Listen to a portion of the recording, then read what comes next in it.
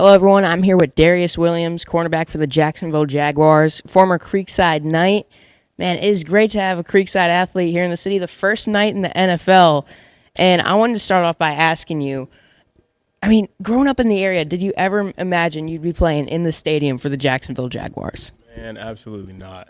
I used to always come to the games. Me and my boys would buy a couple tickets. You could buy them game day, a few dollars. We'd ride down here, catch them sometimes. But, my focus wasn't even ever on football. So the last thing I was thinking was I'll play for the Jaguars, like my hometown, which is obviously a dream come true now, but obviously not back then. I tell you, growing up in Iowa, it's so cool to be by an NFL stadium. Like coming up through downtown, look, hey, there's the Jaguars stadium. Came up to the game this weekend for $20. It was amazing. And before we get into some more serious questions, I always love starting the interview off, show your personality a bit, ask you a few fun questions.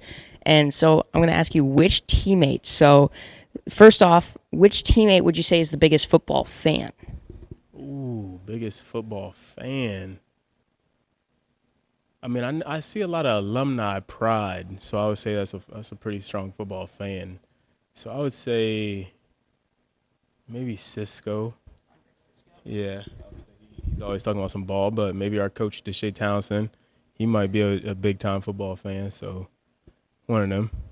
Andre Cisco had a big pick on the game Sunday, and now some other off the field questions. Which teammate would you pick to sing karaoke with? Probably Claypool. Claypool. I thought you'd say Marvin Jones Jr. Nah, because Marvin can sing, so I don't want to look bad up there while Marvin's singing. So I gotta. Oh yeah, Claybrooks. Sorry. All right. Good point there, Marvin. I see he auditioned for American Idol, man. Dude can sing. I thought you picked him just so you can let him carry. Marvin can sing. I see Marvin sing, so he can sing. Nah. And then the last, which teammate I got for you? Which teammate is the biggest foodie? The biggest foodie. I always see DT. I'm sticking with the DBs. I always see DT eating, but I know them big boys eat too. So I'm gonna stick with DT because DT always got some food in his locker. All right, Daniel Thomas, and I want to start off by asking you about your time at Creekside here. You're a tri-sport athlete. You ran track, played basketball. You were on some of the best Creekside basketball teams in school history.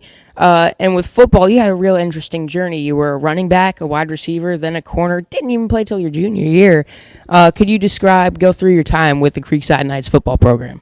Yeah, so you pretty much hit it on the head. I was football, basketball first few years, and then my football coach then came in our gym one time right after basketball practice, and he said he needs probably some athletes to come out there. So me and a couple of my boys went out there, and the rest was history.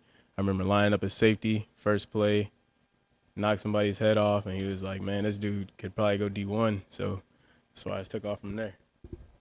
Your journey truly is incredible going on to UAB after running track originally in college.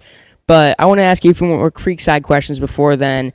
And one of the things I was wondering, with you being a tri-sport athlete, I feel like nowadays kids are quick to focus on one specific sport. So what are your thoughts on that, and what would your advice be? It just depends on their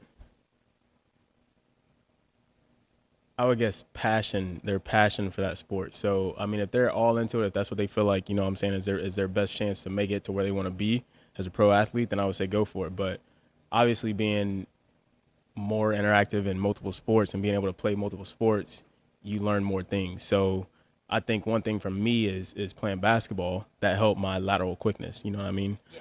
And then that transitions over to football. Obviously track helps with speed. So, there's no telling, because basketball players, I always say, football players can go play basketball, but basketball players can't go play football.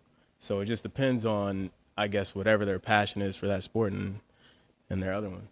Now, I don't know about that, because we got a kid this year, starting cornerback. He's a senior playing his first year of football. His name's Jay Boyer, most athletic kid you'll ever meet. He plays basketball. I said exactly that, the lateral quickness.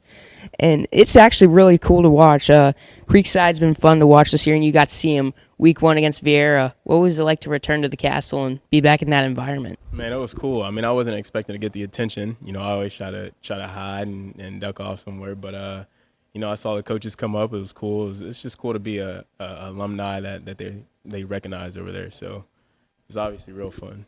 I don't know. You did a good job staying low. I didn't realize you were there. That means you did a good job. But now onto your college career. You ran track before going to UAB, and then you were denied as a walk-on before walking on. Then the program got shut down. I mean, that is a roller coaster ride. What kept you sticking with football and sticking with UAB? I mean, my coach. So obviously, like I'm a big loyalty guy. And Bill Clark, that was one of my favorite coaches of all time, college coaches. And I remember he had got the job in 2014. Obviously, the program had been losing for the last 12 years or so. He comes in, we become bowl eligible, but then our program gets cut, and I think it was because we were on the rise of being good. So, man, he had so many offers to go elsewhere and become a D coordinator at so many other D1 schools, and he decided to stay. So the program cut, I obviously went home, but then when he called me and he told me, like, yo, like, I'm staying, I want you back, then I was like, yeah, I'm gonna come back. Certainly worked out. In 2 years of college football, you were able to make it to the NFL as an undrafted free agent. And I'm wondering how that works out. Like, when did you realize you actually had a shot to go play at the next level? Right. I mean, I had a pretty good senior season, and then I just remember, like, all my homeboys telling me, like, yo, you about to go to the league, you about to go to the league, and I was like, nah, like, that's not even, like, I mean, if the opportunity arises, then I'll take it, but, I mean, I wasn't really set on going to the league, but obviously getting the opportunity to go to the league, I took full advantage of it. Absolutely. In the Baltimore Ravens, John Harbaugh, great start there. And then you got cut, signed by the Rams, and that's where everything took off for you. You ended up winning a Super Bowl, and as a player, that's what everybody dreams about. That is the peak. That's where you want to get.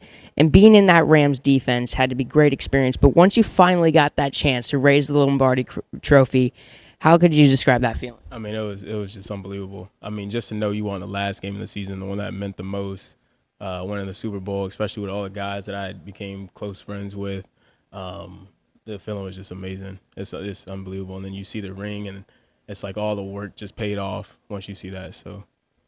And then I read online that you knew from the beginning you were going to sign with the Jacksonville Jaguars, this free agency. I mean, from the beginning of free agency, is that exactly what you meant by that? I mean, I had already, had some plans on signing, definitely probably towards the end of the season of the Rams and whatnot, and I just knew I wanted to come home. I knew my family was here. I knew it would be, an experience just to come home, play for your hometown team, so they were definitely number one. Were they here on Sunday for your win against the Colts? Yeah, of course. My parents, man, they're big-time fans. They're gonna be everywhere, almost every game. Well, that's awesome, and I want to ask you a little bit more about that. Your first game as a Jaguar at TIAA Bank Field, and you pitch a shutout and beat probably the division favorites in the Indianapolis Colts. What was that like? And the crowd was amazing. I can't imagine what that was like for you on the field as a player. Right. I mean, I was just great to get a team victory in general. Obviously, being with some of the guys who just couldn't wait to get that first win, couldn't wait to get a victory with new coaches and everything. It was real fun. But yeah, that meant a lot, especially a shutout as a defense that's on the rise and all the great players and coaches we got. Well, with limited time, this is going to be my last question for you. And after everyone hearing your story, what do you want people to take away from this? What do you want young athletes, just people that are interested, what do you want them to think after hearing this? I mean, I'm a big man of faith. So, I mean, the only thing I did was trust in God my whole entire process. I never thought about the future, what's to come, or panicking if things didn't work out. I just always just gave it up to God and whatever God had for me. And that's why I always say, like I never even wanted to become an NFL player, but I knew I had the talent to. And once I had the opportunity to, knowing that this job is so limited and so sacred and not a lot of people make it, then obviously I was going to take full advantage of it. Well, Darious, I thank you for your time. It was great getting to talk with you. For everyone watching this on Creekside Game Day, the full interview will be out next Wednesday on my podcast, Schlick Sports, Maine, the River City. Darious, thank you again for talking. I had a great time. Thank you guys for watching this interview. Hope you guys enjoyed. Big thanks to the Jags PR staff for getting this set up, and Darious for taking the time to talk with me. But wanted to do so for quite a while, and I had a great time getting to chat with him up at the Jags facility last week. If you enjoyed, be sure to like and subscribe if you're watching on YouTube. Follow, leave a good review if you're on a podcast platform. But no matter what, I hope you enjoyed, and I'll see you next time here in the River City.